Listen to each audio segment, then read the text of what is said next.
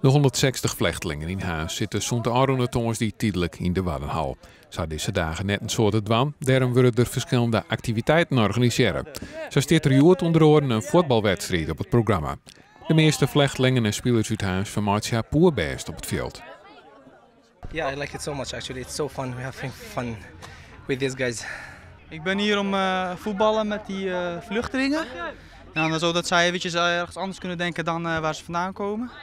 Omdat wegens de oorlog zijn ze hier gekomen. En nu gaan ze met ons een beetje mee voetballen. Dat ze dan eventjes niet meer anders denken waarom ze vandaan gekomen zijn. Play football, love football.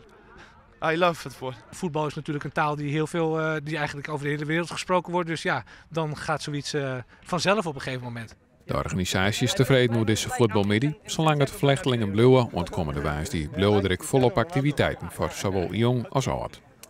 Voor de oudere groep komt de basketbalvereniging Green Lions. Die komt hier morgenavond een toernooi organiseren. Maandagavond is de volleybalvereniging Harlingen bezig.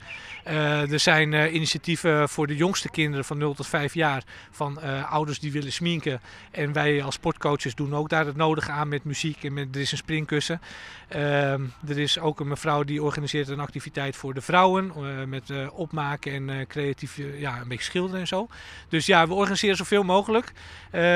Maar goed, de komende dagen moet er ook veel georganiseerd nog worden. Dus we zijn ook nog met projecten bezig.